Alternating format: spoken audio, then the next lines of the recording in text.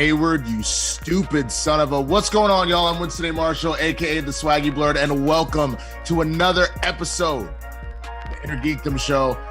And of course, you know we're talking about WandaVision. Like, what did you think this was? I mean, I'll tell you what I didn't think it was going to be. I didn't think I was going to cry like 2, 3, 4, 5, 7, 11 times watching an episode of WandaVision. I wasn't ready for that personally. But here I was at 1 o'clock in the morning, 1:30 in the morning, just like, man, that's some more bullshit. So we're going to get right into it. Shout out to Dwain. What's good, Dwain? How you doing, man? Doing good. This was one hell of an episode. Well, my favorite thing was the text you sent me last night when I was like, what did you think? And you go, hey, man, that's where the Emmy reside. And I was like, yo, that was pretty brilliant. Oh, yeah. This episode is going to be the one that wins the Emmys. I think so. I honestly think so. I think for direction, I think that this will be the thing that brings Wanda one. I think the same thing for Catherine Hahn. But before we get into that, I got to introduce our special guest for the day. You want to talk about expert. You want to talk about chaos magic. You want to talk about just an entity that is just larger than life. This young lady is killing it on First Cut. She's killing it on Cocktails and casting. She kills it on SEN Live, and she's probably gonna kill it on the Schmoedown, man. Like, you know what she does. I gotta give a major shout out to one of my favorite people this entire spirit, Miss Sabrina Ramirez. What's good, girl? How you doing? Hello, my friend.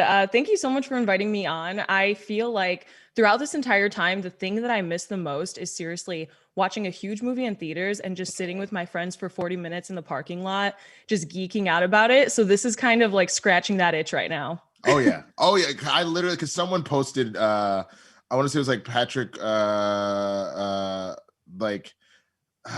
my God, sorry. I'm really tired. I clearly did not sleep enough because, like, if y'all don't know, I always watch this twice. So when they announce, in order to prep, the first time is to watch it, the second time is to take notes. So when they say like, oh yeah, it's good, the last two are gonna be like an hour and some change, I was like, do you realize people have lives? Do you realize that like a brother can't just watch this and then go to sleep and then just wake up? It's like, anyway, my point was someone was talking about how movie theater, like how badly they miss it, and even said, I would wear a mask every day the rest of my life if y'all would just give me back movie theaters. And I feel like I kind of agree with that. You know what I'm saying? Like there was something so magical about doing that. And I agree with you. This is about as close as we've gotten. Is maybe we're not in the same place, but the immediate just buzz of everyone talking about this has become appointment viewing. This was huge. And you got to give Disney a lot of credit. They said they shot this like a movie, and it really just played like a very long movie. And it's been phenomenal. Absolutely phenomenal. What have you thought about the show so far? Yeah, I agree with everything you say up until this point. I mean, we're diving into the character in ways that we haven't seen before because unfortunately we haven't gotten Black Widow. We haven't gotten anything like that. And Scarlet Witch was kind of this untapped, incredible character. I made a joke years ago about like a Vision and Scarlet Witch rom-com, and we got a little bit of it in the beginning. We've gotten so many different blends of tones and genres up until this point. I find it to be so refreshing compared to a lot of what Marvel's done, and it sets up so much going forward. And so there was a lot riding on the show, and it has delivered so far, especially with this episode. I think the funniest part to me is like every week when they up it and up it and up it, I think about those clowns that were like, man, them first 2 episodes were boo-boo. This is a trash show. This show ain't never gonna be ish. Like, how dare you? And I'm like, that's the point where I look at where we are as a society, and I'm like, just have a baby bit of patience. And I know that I'm not one to talk. Like, if my Amazon package tells me it's going to be here in 24 hours and it's even like an hour late, I'm like, y'all about to get fired. Like, what are you about to lose your job? Like, I'm not okay. But I got to say, it's been nice to have something to look forward to every single week, and that it keeps building and building and building and building. And now we've hit this crescendo, and it's so crazy. We're in the end game now. We've got 1 episode left. I'm so like, I'm so ready to see how this ends. You know what I mean? Yeah. And what this sets us up for the new thing. So with that, we got to jump right into it. We're gonna break this down. And it starts off with the title, of course, previously on. Now, can I just say I love a show that just does titles so well. I know it was a gimmick, but I thought the Friends, the one with was like a funny little thing that they did with that. I don't know if either of y'all watch Grownish, but Grownish uses like either lyrics or like song titles for their episodes that have to do with real stuff, which has been pretty cool. But for them to like give these titles essentially like sitcom-esque or TV-esque titles, and they're so apropos for like what is going on in the episode. So to get previously on, I thought was brilliant to do that. I mean, any feelings about the title, the naming of this at all, Sabrina? Yeah, no, definitely. I mean, it really does, because I was confused about it at first. Like, just when I was going to watch it, I was like, okay, like let's see what this sets up. And obviously we're going through different facets of Wanda's life. I've said it up until this point. This character is one of the most interesting, obviously powerful. That was the thing. By the time of like Infinity War and Endgame, we knew how powerful she was. And if they didn't explore her more, they would have just been missing out on something really fantastic. So we get all these different facets. We get all the layers of grief that she's going through. So that if you're a casual fan, and let's say you haven't watched every single movie, let's say you're not super familiar with this character, you kind of don't have to be. You might be lost on a few tiny little things. You might not catch every single Easter egg, but you could still watch and enjoy this. And that's what makes it special. 1,000%.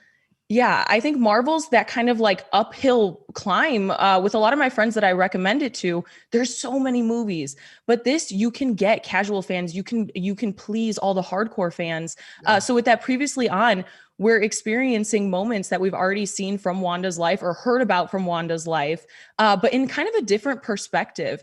And it's also a perspective that we never really get to see from the side of the heroes, where they're not doing their heroic thing, when they are grieving, when they are living their normal lives. And that's something that I find to be so special and grounds the characters, adds that emotional weight and depth. 1,000%. I think my it's funny. So I love bringing up my sister when I bring up this show. Very talented screenwriter. For those that were that are curious, I mean, I'm not going to do a full plug of my Patreon right now. I don't really do that on this show, but she's been doing a writing masterclass for my $5 and $15 patrons. She her biggest thing, why she's so successful, her main focus as a writer is she writes characters so well. That's specifically her specialty, is that like obviously story is important and everything else, but she's like, I get called in because of my character development. And she told me as she's been watching this and experience, because she's like, you know me, I don't care about superheroes. I don't watch whatever. She's like, but I've been watching WandaVision because people said it was a good mystery. They said it was like doing well. And she's like, her mind is blown. She's like, why this has worked so well is it's not just the world building, but like for someone that has never watched an MCU anything, she's like, I'm not lost. Like, I'm confused, but I'm as confused as every single person watching this thing. And as it unfolds, she's like, I'm watching these characters just come through. And specifically, she was saying how much she appreciated seeing someone have to deal with their grief. I think everything that we've all gone through over this past year with COVID and the economy and the election, all the things, we've all had this collective amount of just pain that we've been dealing with. This has been just such an appropriate metaphor of what that pain can manifest and what would happen if, like, for example, you had chaos, magic, reality bending powers, how that might manifest you trying to work through your grief. I mean, how many times have we been dealing with the loss of a loved one and we end up watching our favorite movie over and over, or playing our favorite video game, or making that comfort meal that reminds us of them? It takes us back to that. And that's exactly what we get out of this episode. So let's jump right into it. We start with Salem, Massachusetts, 1693. Agatha is dragged to a stake. At first, we think this is a witch hunt, like they're burning a witch at the stake. But then we see that she's magically bound and she's asked if she's a witch. She's charged with betraying her coven for practicing dark magic above her station. And the coven, including her mother, we find out is the lead witch, tries to kill her. But Agatha absorbs the essence of these witches, growing stronger and ultimately killing all of them. And that's where we start off. So what are you feeling watching this opening scene, Sabrina? Yeah, I think, when we see Agatha in this way, we kind of already had a glimpse. And even with all the theories, we knew how powerful she was. And we know the character in the comic books, if you are into that kind of stuff, is kind of like morally ambiguous. She's not necessarily bad, good. I feel like she's mostly good. So I like to see her in this way where we see this person who is so consumed by their power, but also we see brief moments, even in her face and kind of how she's acting, where she's not necessarily going 100% bad right away. It's kind of, imagine if all of us had this type of power and everybody around us is a little bit scared of that, and we dabbled into something a little bit that we shouldn't, and they want to stop her, and she's like, no, like, of course I'm going to stand up for myself, of course I'm not going to let you do this to me. So she does what she has to do, and it probably just grows and consumes her more and more from that point to this point. That's her whole deal with Wanda, is that she's like, how are you going about this? How are you managing this? I need to get this firsthand. And so that introduction, I think, was so incredible, seeing like MCU Salem witch trials, like that type of situation all played out in front of us. Thought it was so cool. Yeah, 1,000%. And I think it's super interesting from the standpoint of like, because like you said, so if we jump right into being in the basement real quick. So Wanda's in the basement, tries to read Agatha's mind. She's like, come on, man. Like, you're not doing that in here. So then she tries to attack. She's like, are you stupid? Like, and bounce her up. She's like, do you see the runes? This is my house. You ain't throwing no magic spells in my house. And Wanda just looks confused. She's like, because like the funny thing is, anybody that knows her from the comics knows that it's magic and not telekinesis and telepathy. Like, obviously using magic she can do those things, but it's not like she's Jean and she's just moving things with her mind. She's using magic, right? So she's like, yo, you can't use magic when you're inside of somebody else's protection spell. Like, my runes, and this is my house, these are my runes, so I'm the only one that can do that. And she even acknowledges to her, like, I was behind Pietro, or Fietro as she calls him, fake Pietro. And she's like, it was a simple crystalline possession, because real Pietro is on another continent and he's full of holes. But I was drawn here because of all the spells you cast, like so many spells.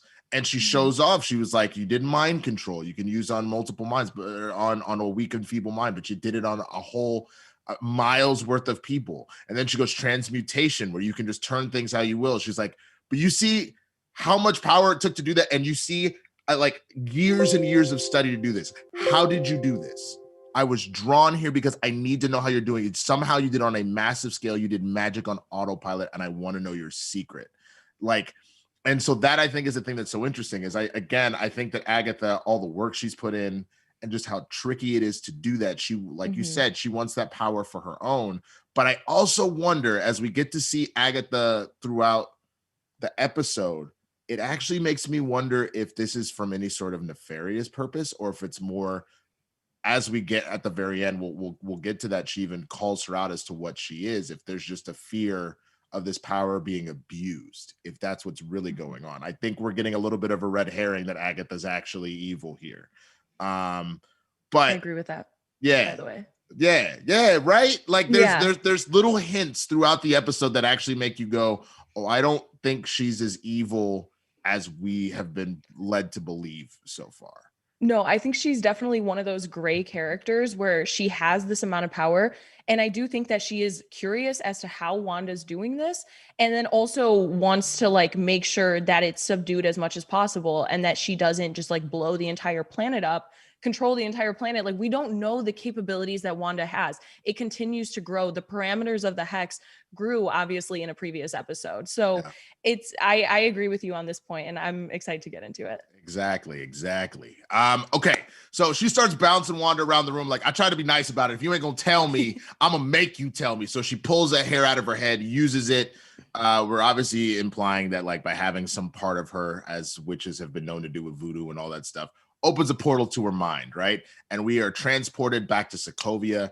Wanda's parents are there. The mom is doing some dishes. Dad walks in with the briefcase, opens it up. It's full of DVDs of old sitcoms. And now all of a sudden, a lot of this stuff, which we had guessed, but a lot of this stuff starts to make sense. I mean, we see Bewitched, we see I Love Lucy, we see Malcolm in the Middle, the Addams Family. But when the dad summons the kids in for TV night, which Agatha keeps making jokes about how loud Pietro is. Like, my God, like we're right here. Why are you hollering? Like Wanda comes in. Well, there is no Wanda. He's calling for Wanda, and that's when Agatha's like, "Well, you're on," and pushes our Wanda in, and she reverts back to her younger self. And so now she's reliving her memories. And so in a secret hole in the wall are some more of those TV shows where they hide all their DVDs, and they pull out the Dick Van Dyke Show, and Wanda requests her favorite episode, season 2, episode 21, the Walnut episode. They start having a conversation about shenanigans, which is essentially silly mischief that they get into, but it always becomes fine. While this is happening, we see war-torn Sokovia outside. There's like some sort of civil war or skirmish or something going on. But we see her watching this episode with her family, and all smiles. And even though they're in such a bad state, the tropes that we've seen throughout the series so far, we see really were coming from her shows. And all of a sudden, boom, explosion. And the parents are dead, and the kids are like, huh, huh. And then right as they see a bomb coming in, they dive under the table and they hide. And, you know, it's the Stark bomb that we saw, the same blinking red light on the toaster, everything. We're seeing where her mind was connecting these dots. And Wanda's like, it's okay, it's fine. You watch these shenanigans on these episodes, and then you wake up and realize it was all a bad dream. And she reaches out, and that's when all of a sudden she gets pulled out, and Agatha goes, oh, so that's what it was. You used a probability hex. And she's like, what are you talking about? No, it just was defective. And she goes, how long bomb not go off? 2 days.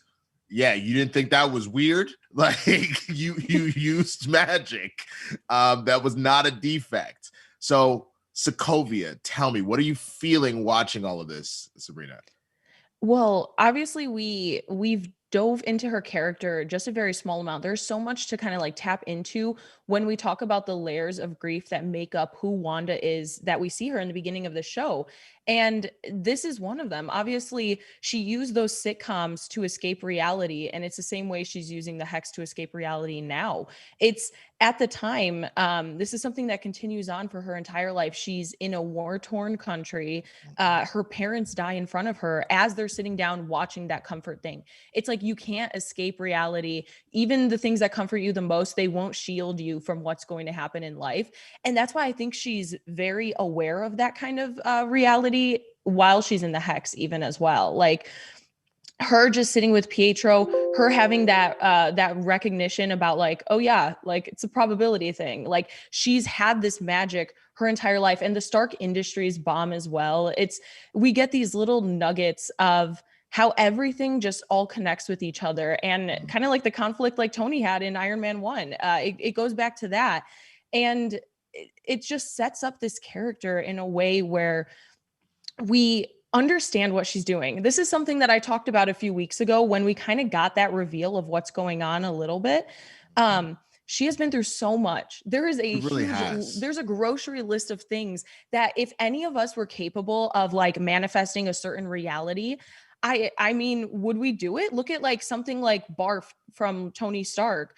Like, that's something where he makes obviously this different reality. Of course, he's not taking a town hostage to do so. So, you know, it's a little bit of a safer option. Right. But ways that we can explore grief, change our reality, do certain things like that. Why would we not want to? You know, we use everything from television to film. Like you said, with this year, this show is a great encapsulation of what we feel this year. And it really, even just with the whole idea of like this little bubble, and we can't really do anything, we can't really escape it right now.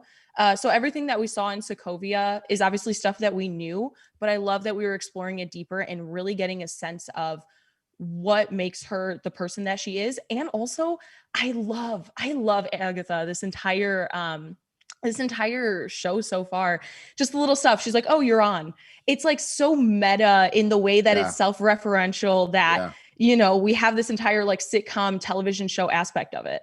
1,000%. And if these ladies and Paul Bettany, in my opinion, if they're not getting noms, if not actual statues for this, I'm going to be completely shocked. But, you know, just looking at all of this, I agree with you. This idea of doing what we can to kind of hold on. I look at, again, the pandemic. I look at, like, for example, early on, it had been a couple months in, and my girlfriend Kristen, like her 30th came up and she was really distraught about it and whatnot. And like, I was like, I want to do something for her. So, what we did in that regard, you want to talk about like bending reality. I called up all of her friends and like I took a day off from work and we drove around town to each of their homes and we did like a social distance. Everybody put on a different themed birthday party for her. Like people have been doing things like that where you bend reality where it's not exactly correct, but you find a way to do that to help you in a time that's trying. You know what I mean? Which is we're going to get to probably the line that took me out in a little bit. I tweeted about it earlier if you didn't see it, but we'll get to that in a minute. I've got to do a couple things. We'll take a quick break in the thing. Just to, first of all, shout out to podcast listeners. I didn't say hi to you beforehand. I apologize. Thank you for listening. Give us that 5-star review. If you're watching us live on YouTube right now, please do me a favor. When you're done with this, Spotify, Google Play, Apple Podcasts, wherever you listen to your podcast, please go subscribe to this and give us a review, a positive review. That kind of thing helps to get us sponsors. So I would really appreciate that. The other thing too, I'm curious what you're thinking about this. We've so far covered about a third of the episode. So tell me what you're thinking. I'm curious. Send in those super chats, send in those Streamlabs. Forgot to ask up top. Obviously, that's how we keep the lights on here. But I just get so excited sometimes I just start talking. So tell us what you think. Like, do you think Agatha's evil? Like, what do you think about this initial part of the flashback as we break down the story? Send that in. Appreciate y'all. So let's get back to the show. Hydra. So all of a sudden, she's like, all right, this ain't it. We need to figure out what else is going on. She opens up a portal to Hydra. Wanda's like, I won't go in there. I don't want to do it. And she was like, I don't care. You're doing it. Your angsty years, your rebellious years. Let's go. Goes through the door. And again, turns into herself. The Mind Stone is inside Loki's staff, inside of a room, and there's some scientists looking at her. They go, touch it. We want to see what happens. Dude's like, come on, man. Everybody touch the dice. She's like, shut up. She's going to do it. She walks, takes a couple steps forward, and she sees a vision, of the true Mind Stone, and she sees an outline of the Scarlet Witch herself, essentially. For those of us that know what the Scarlet Witch looks like, because we see like the horned helmet kind of forming and whatnot, we know. But everybody else that doesn't, you just see like this weird image. You're like, what is that? So she passes out. They're like, what the hell? She's put in a cell, and she's watching the Brady Bunch in an episode where Cindy is caring for her baby doll. And Bobby is giving her a lot of grief about it, which is pretty funny. And again, leading us back to the episode where she gave birth, looked like the Brady Bunch era. So it was interesting to see that. The scientists are rewatching the tape over and over again, and they're baffled. They're like, play it again. It's just her. She takes one step and she's on the ground, and not even like falls. It just does this weird jump cut where she's just on the ground. And it's the same. It's like a frame thing. It's not even like it blacks out. It literally goes from frame A to frame B, and it's just up, down, and they just keep watching. Like, I don't know what happened. Like, what's going on? And so that's, again, Agatha comes in and she goes, oh, I see. So little baby had some powers that was growing on the vine. They were about to go off, and the Mind Stone, saved them and amplified them. And so it's this idea that the Infinity Stone, the Mind Stone, actually unlocked more of her potential. So we're seeing this. What are your thoughts? Are you like, now we're like, okay, so she didn't get her powers from the Mind Stone, as we kind of got alluded to in Sokovia, but she did get them amplified. Now, the one thought that came in my mind, so then what about Pietro? Is it the same thing where they maybe latent abilities in his speed and then the Mind Stone unlock them? Like, what are you thinking? Well, I feel like my first thought that came after watching this scene was just that connection with her and Vision with the Mind Stone. It's just something that reiterates that tie that these two characters have for each other and that bond in general, because I know we're going to get to it in a second, but something that I seriously cannot get over, and it has haunted me since this episode. There's so many different like heartbreaking moments, but one of the things is how Vision is like not treated at all. Like in the way that everybody's talking about him, he's not treated as a hero or anything. He's not given proper burial even, because of course, from the perspective of everybody working, this is a weapon, but at the same time, this is somebody that Wanda loved and has this connection to. So having the Mind Stone amplifying her powers, it does make me wonder how that worked for Pietro as well. And I really just, with these two characters, I find it to be so interesting because obviously we're kind of going away from that idea of them being like mutants, Right. because experiencing this takes that to a whole nother level and just like shows how powerful they are. And I haven't seen Age of Ultron in a hot minute, but I can't remember like how powerful Pietro was in terms of like his speed and things like that, because I just remember being blown away by Wanda's abilities. And Right. and I think that she was that, I don't know, that like star of like the sibling duo. She kind of like stood out as being like the strongest necessarily with her powers, because she helped them when they were kids. I feel like she was kind of carrying that load over and over. So it does make you wonder how that affected him as well. No, 1,000%, man. And it was just, I think that that's the big thing that you said. The Mind Stone amplifying her powers. I do think that, and I think this actually ties back to, we kind of will get to it when we get to the revived Vision, or not really revived, the manifested Vision. It seems like she absorbed some of the Mind Stone, like a bond was formed with it that day. And that kind of explains an earlier thing. We'll jump ahead for half a second. We obviously see Wanda creates this entire world, including this Vision. We actually see when she's manifesting Vision, everything else is emanating in red from her power, but Vision, it goes from red into yellow, and it almost feels like whatever Mind Stone was inside of her was actually pulled out to manifest Vision, and this version we've seen throughout inside the Hex, right? So when he even makes the comment a few episodes back, like, we're normally on the same page, but we're just not there. That's because she's literally taken the part of Vision that's inside of her, and it is now separate from her actual being. So yeah, she's not on this as much of the same page as him, because he is not fully a part of her anymore. Like, obviously the love she has for him is, but that element of him has been directly removed and made its own entity, which I just thought was super interesting to think back to. But we got to stay where we're at. We move forward. Like, after seeing that, we jump now to the Avengers compound. Pietro's dead. This is post Age of Ultron. Wanda is watching Malcolm in the Middle. Vision comes in. They start to have a talk. He tries to talk about Pietro, but she shuts it down. But then she starts describing her grief and her depression. And she, like what a lot of people describe depression as, she was like, I feel like it's a massive wave hitting me over and over and over again. And every time it knocks me down, every time I stand up, it immediately knocks me back down. And I'm so scared of drowning. And, Vision is like, the only reason I brought this up is I read somewhere that talking it out helps. And she's like, no, seeing him again would help. And he was like, I get you're going through this grief. I don't understand it because I've always been alone. I don't know what it's like to lose a loved one. But from what I can tell, what is grief if not love persevering?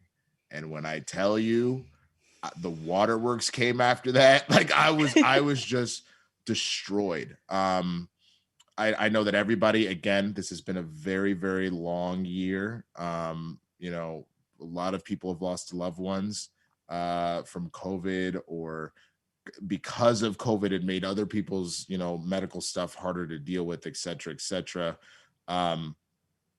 It immediately took me to I lost an aunt who had a long battle with cancer, and then got COVID, and it took her out earlier at the start of it, and I was just like, damn, like, it put a whole new lens on, on what grief really is. We always think of grief as so negative, but what a positive way to look at what grief truly is it is your love going on and on and on. What did you think about this Avengers compound scene, Sabrina? I thought it was just so beautiful. I texted you and I was like, why am I crying at 7 a.m? This is not what I expected to do. I'm like, now I'm all puffy for the show. Thanks, guys. But it really truly was beautiful, because we have that relationship that we saw in Civil War kind of just like blossoming, and that connection that they have, and her speaking on about grief. I do think that is one of the best traits that we even see from Wanda. Like, truly, when I tell you she's one of my favorite characters now, probably after like Infinity War, it's been cemented with this show. And because not only is she strong and powerful, but we're able to see the moments where she's flawed and she's vulnerable and she's not perfect. And it doesn't matter how strong and powerful you are. There are still going to be moments when you break. There are still going to be moments that you can't change, things that happen in your life that you can't alter. It does not matter. And I feel like that is just a comforting, beautiful moment, as heartbreaking as it is. It really is like warm as well. And then starting off with that with Vision, and it's kind of the same way where she's like, you know, I want to see him. And then later on, what we get to see where she's like, I want to see him. I want to give him a proper burial. It's a lot of the moments that she's had with her loved ones are open-ended. She never gets this closure. And I can't imagine how tough that must be for Wanda. Yeah, and that's the other thing that I think is so sad. You look at how tragic her character is. It's the fact that it was first her parents and her home, then her brother, and now her lover, and it's just it's her soulmate, you know, like it's and now the precipice of maybe losing her kids. Like what I appreciate, because there were some people that out the gate were like, I don't like this show. It just seems like, you know, you're making another crazy woman trope. And I was like, I want to give this air to breathe, because I don't feel like that's what's happening here. And this was the episode that fully cemented what was going on. We had been getting little hints of it before, but this was it. It's that this entire thing was stemming from someone that just never got a chance to fully work out her grief, and she hit a breaking point. And it wasn't that she went crazy. She just did exactly what any of us do when we're so riddled with tragedy, is that she was just doing anything she can to reach out. And she even said it when Pietro asked her. She's like, all I felt was just this intense loneliness and emptiness. And this was her getting there. And we're getting a step closer and closer to what finally pushed her over the edge. So this is the moment that the Avengers compound, after Vision says this line, we cut back to Wanda outside of herself and Agatha's crying. She's taking tears off, and not in a sarcastic way. She genuinely is wiping tears away. So that's when I asked this question: is Agatha actually good? Like, is she kind of in this chaotic neutral area? I know that obviously Wanda is the chaos magic expert here, but is she this kind of chaotic neutral where she just wants to make sure that things don't get out of hand? What do you think? I really do think so. I think first and foremost, she was maybe curious about Wanda's abilities. And then up until this point, now that she kind of has some of these answers, I do feel like this is something that she wants to suppress, and she wants to help her because they've been through similar situations. Because of her diving into that like dark magic and everything, she lost her coven, she lost her mother. It was at her own hands, but sometimes, you know, in these situations, like, you got to do what you got to do to survive. And also when you're not fully aware of maybe your own capabilities and your own power, clearly she was like very young at that point, obviously now centuries old. So it's one of those things where I don't think she's the big bad at all. I think, I mean, if we're going to start like theorizing here, I do think that the post-credit scene, that's kind of going to be the situation. And that's going to be what makes everybody come together. I do think Agatha, like Wanda, Monica, everybody is going to be fighting this. And then that's going to be, really quick. Wanda literally killed Vision, saw him brought back to life, and then murdered again in front of her eyes. This, as much as I hate to say that everything, she hasn't had closure, this ending, this next episode that we can get possibly can bring that closure, as painful as it may be. I do expect next episode to be very, very painful.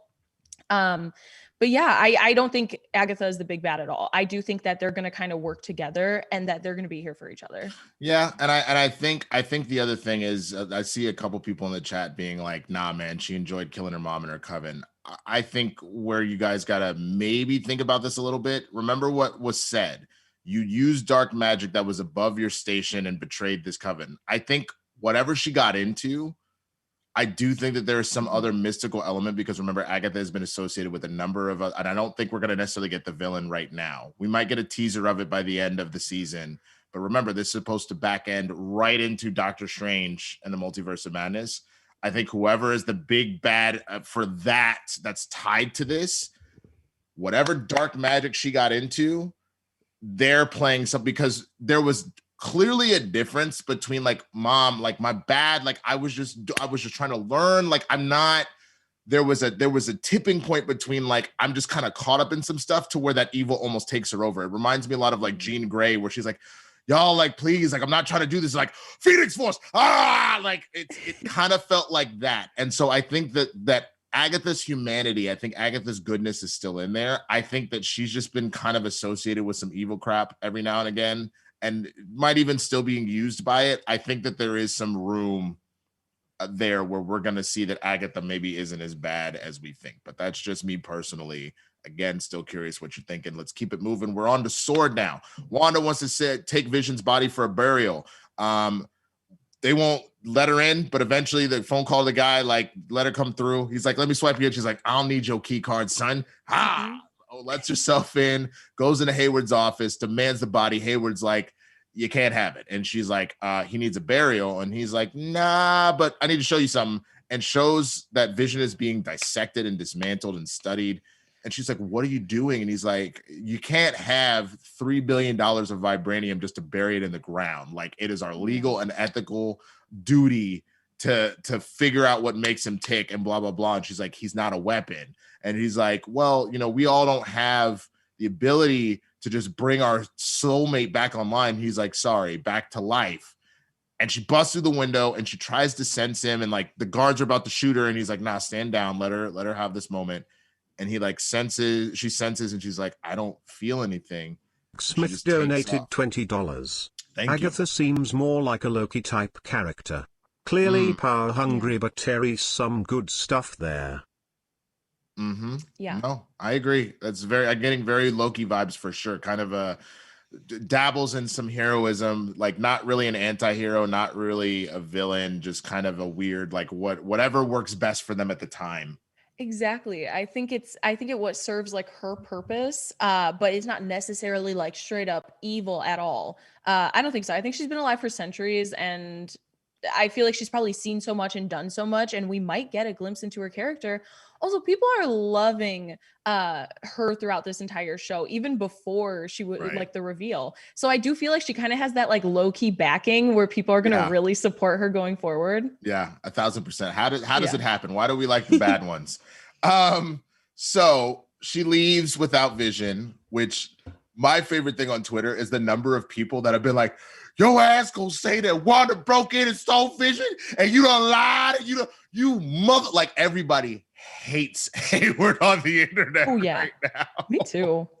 I'm over him. I don't want to see him on screen anymore. I'm just like, go. Let her have her fun. Be gone.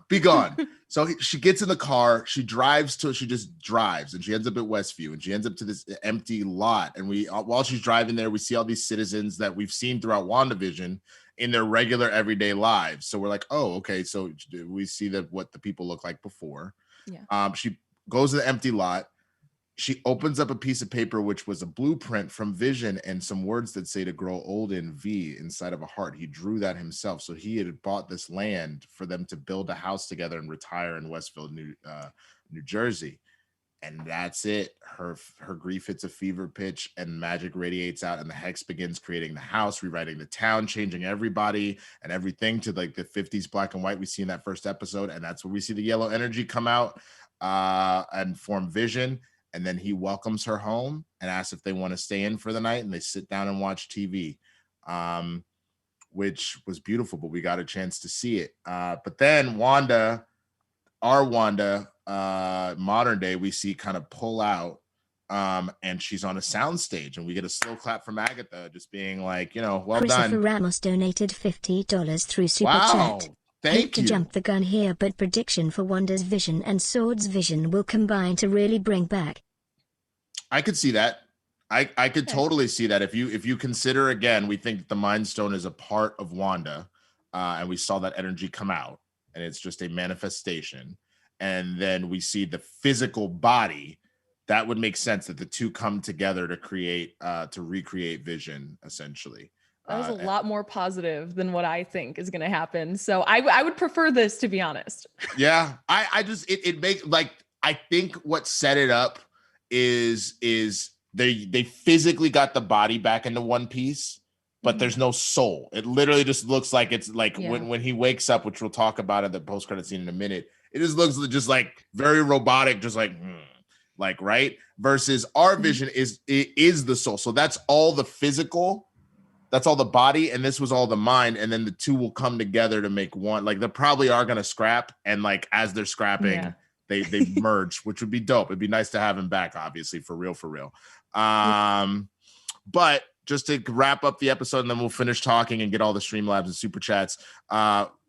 She hears the boy screaming, so she runs outside of the soundstage, and Agatha is in full witch regalia. She's got the boys by some invisible, or not invisible, like her perfect like puppet strings, like choking them out. Wanda's ready to fight.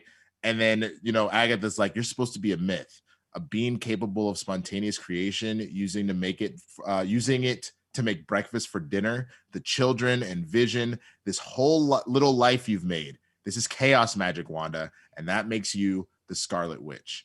And that's what we were all waiting for. Boom, hit the credits, and we're like, oh Jesus, she said it. She said the word. Like, I don't know about you, but do you get some type of way when you're watching a show and they say the name of the show or the movie in like the thing? Like, I don't know about you, but I freak out. The one that I could think of the most, and this is the funniest because this is like probably underwhelming for most people, but when Bob Odenkirk came in Little Women and said, "My Little Women," I was just like, yes! I was like, that's it. That's the title. So that was probably the most hyped I've ever been, but this was a close like third or something like that. I can't beat Bob Odenkirk, but I did really love this. I mean, from the delivery, from the situation that they're in, where we don't even know what the deal is with these children yet. I feel like we're going to dive into it a little bit more. I do feel like they're more manifestations, and obviously like they're not real. And it is going to be interesting because I think when you're dealing with children in a show like this, I do think that we're going to go forward and they're going to be able to have their family, or Wanda might be like a single mother in that way. But the way we have Agatha, again, she keeps doing little evil hijinks. Again, I will support her. I think in a situation like this, she has the kids by the string, and I don't know. I think that this is the one thing that she can hold over Wanda at this point. Are the children are like, okay, so what's going to happen here? What's going forward? What are we going to be able to see between these two characters? How are they going to scrap? But I do think ultimately come together. It's going to be interesting to see. But I mean, 1,000%. even with Agatha, and we saw like the way she took like the brooch from her mother, pinned it on herself. The person that she's become over the last few centuries, that's something that I'm excited to get into as well. 1,000%. And we gotta wrap up the review so we can get to everybody's Streamlabs and super chats. We get a post-credit scene. Hayward's ready to launch, and they tried every power source under the sun when all we needed was some energy from the source.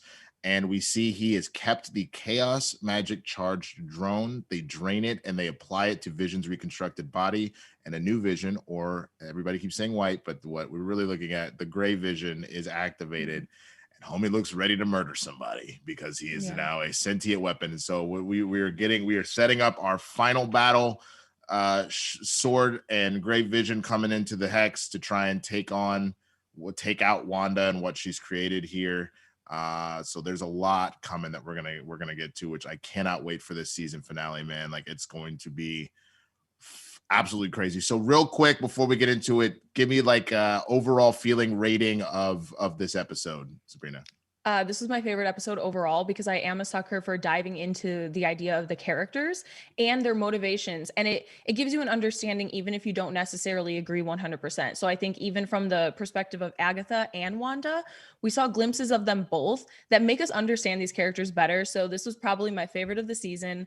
As much as I've loved, honestly, a lot of these, this one just stands out. I feel like there's so much heart, there's so much depth, there's like mystery, and also just like horror elements with Agatha's ability. So I think it was a mixture of everything I loved, and I really, really enjoyed it.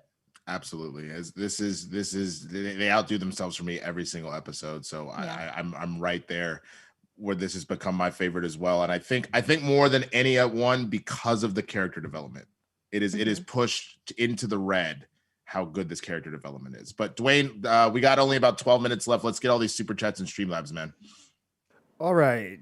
Tim Sim, first sorcerers in Doctor Strange now witches in WandaVision. So many questions. Excited to see the mystical realm of the MCU building out and how this series will affect Doctor Strange, Multiverse of Madness. Theodore Wolfie donated $20. What Thank would you. you think about Rainbow's Van Kitten guest starring in the final as Mephisto? I mean, I wouldn't hate it. I still think because of China, I don't know if we're gonna see Mephisto. I would love to see Mephisto. I still think that we're not necessarily gonna go that route. For those that aren't familiar, we've talked about it before. China has a very strict thing about actual devil imagery and stuff like that. And knowing that that is the second biggest market, I don't know if that's gonna happen. Yeah, But- I feel like they've taken a lot of risks with this show, but that's one I don't know if they're going to get to yet. Nope. Yeah. I think that we are going to get Chthon, and I think that the Luke Skywalker level cameo is going to be the person who previously played Chthon in animated form, Mark Hamill. So they literally Luke Skywalker. Skywalker. Skywalker. Yeah. I mean, that would be wild, bro. But keep reading Timson's thing. Sorry about that. The end of it was Spider-Man No Way Home.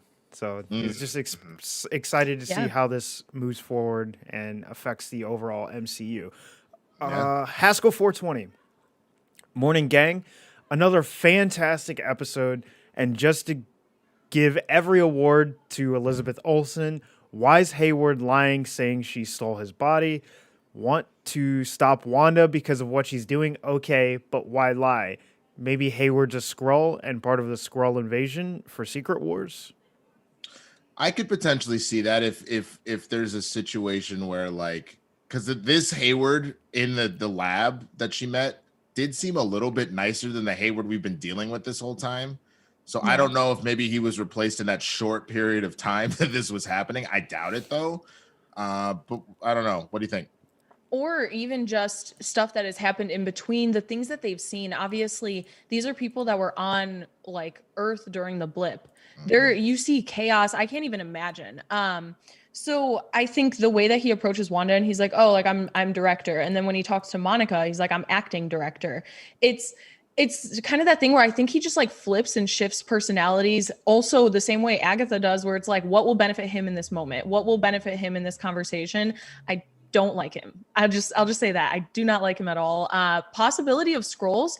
I feel like I've seen people part of this organization, actors that I don't know are just, I don't know if it was accidental, but people have had some like weird facial expressions in the background if you've paid attention. And so I'm like, I could totally see that like infiltrated in there. 1,000%. Yeah. Let's keep it moving. I know we got a lot to cover. All in a right. short period of time. Tiffany F. I really like this episode and the trip through Wanda's life. Christopher Ramos donated $50 through Super Chat. Have to Thank say you. to Wow. scene where Wanda and Vision connect was great. Felt deleted scene from Civil War really makes a great film even better. Yeah, that's exactly what it felt like. And yeah, I mean, again, the character development. Christopher, thank you so much for these donations. Everybody, of course, but Christopher, 2 big ass donations. Amazing. Keep going, Dwayne. Sorry. Okay. Tiffany F. Really like this episode and the trip through Wanda's life. If they're saying Wanda was a witch before the Hydra experiments, how does that explain Pietro's powers? Did she give him those powers too?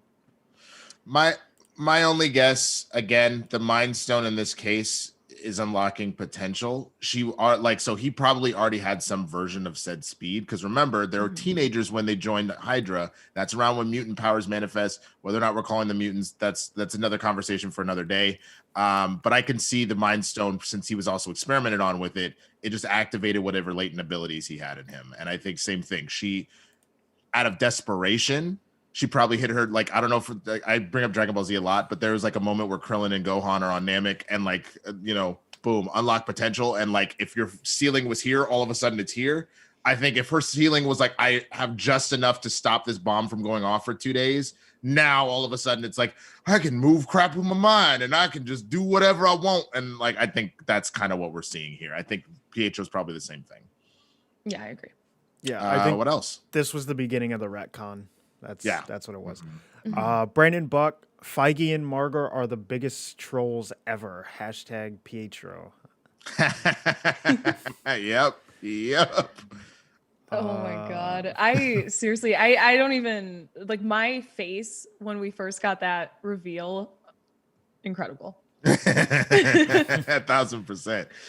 What else, Dwayne? 50 Shades of Geek. Finally, I get to watch this show live, and what a day to watch this show. What an episode. Am I right? And as an added bonus, the Scarlet Witch of the Schmoedown herself is here. Hey, Sabrina. Hello. That I am honored. The Scarlet Witch of the Schmoedown. That's what I'm going to call myself from now on. I mean, I like it. You got it instead of a spicy Sabrina Ramirez, Scarlet Witch Sabrina Ramirez. I like Yeah, it that. won't be official because, you know, like obviously there's a different Scarlet Witch, but just be my own moniker. Yeah, I like it. Tiffany F. Hayward is all kinds of shady, from being so understanding with Wanda to lying about her stealing Vision to trying to bomb her. Do you think Jimmy Woo's missing person was even in Westview, or was this part of some plot by Hayward? Yeah, I could see that. I could potentially see that, honestly. Yeah, it's hard with his motivations.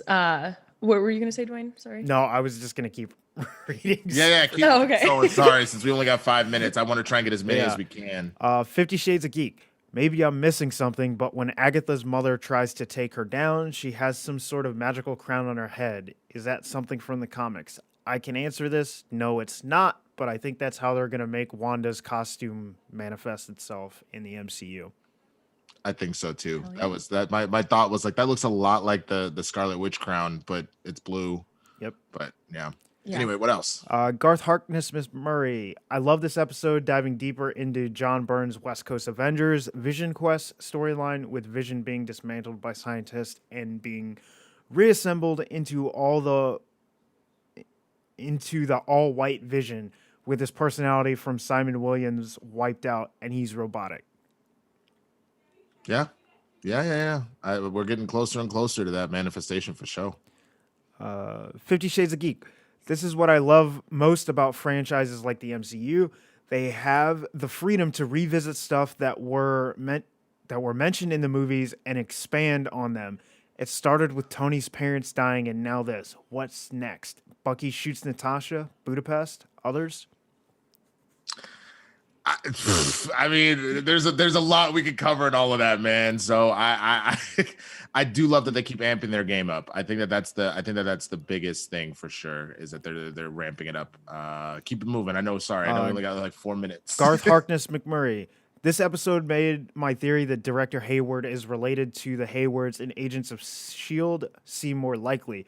With the family ties to Hydra, maybe he knows all the data of Wanda's connections to the Mind Stone and her ability to power up Vision again. That's a solid theory. Yeah.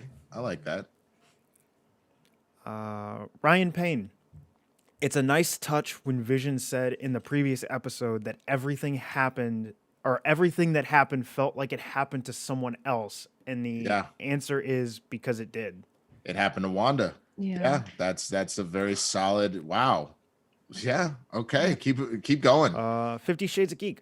Honestly, if I had the power to bring my dog back from the dead, I'd do it in a heartbeat. Consequences be damned. Yeah, 100%. I think a lot of us feel that way about loved ones, of all types, for sure. And that one was a Schmoebot that got read out. Let me get the super chats. Michael Hamilton. Will White Vision betray his sword masters to fight with Wanda, and could we get Wonder Man? My guess is, again, if I know the Vision that we see inside the Hex is a manifestation, like he is physically here because of this, but him being made out of the energy and memory or Mind Stone power inside of her, I again can see him possessing the body and becoming the new Vision in that regard. Yeah, I like that so much better than what I thought. I thought they were going to scrap the manifestation was going to be no longer, and then all of them were going to have to like fight the like White Vision. So I would like them to come together. That's a sweeter outcome. What if Paul Bettany is the ultimate troll and the actor that he's always wanted to work with is himself? Yeah. Like, I've dreamed my entire life of working with this person. Me. I just wanted to do a Parent Trap so bad. I saw Lindsay Lohan do it, and I was like, why not me, Jesus? Why not me? Okay. Where was I? Okay, Tim Sim. She killed Sparky, their dog. That's all he said. Oh, because I said, what if she's not as bad as we think? And he's like, nah, she killed Sparky. She evil. Okay. What if she just has Sparky like somewhere else? Or if she even killed Sparky, like, you know, we've seen whole cities also get like, taken down. Sparky's also not real. Yeah. Like, you know, she dispelled the magic. All right. But keep going. All right. We got 4 more. Nathan Barnett. I have a feeling the soul of Vision will choose to embody the kids instead of the body. Great show, you two, an emotional episode. Ooh, I like that. Ooh. Okay, keep going. Haskell 420. When Agatha is choking the kids, she says something like, "You did this. The town, Vision, your kids." Sounds like the kids aren't real. I would disagree because she says that Wanda is capable of spontaneous creation, which means she can make things that weren't real before real. So I think the kids are real. I wonder if it's with Inside the Hex though. But either way, we're just 2 more. Yep.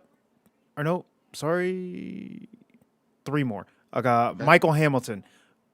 Winston sounds like Austin Creed. I don't know who that is. Xavier Woods from WWE. Oh, okay. All right. 50 Shades he of sounds Geek. like Winston. Yeah. That's what's up. See, I see you, Sabrina. That's what's up. Gotcha. 50 Shades of Geek.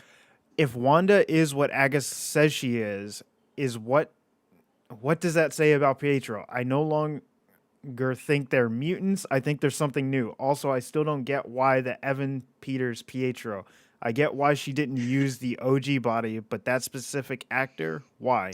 It's called trolling. It's trolling. Are you on SCN right now when this is over? I don't am think not. so.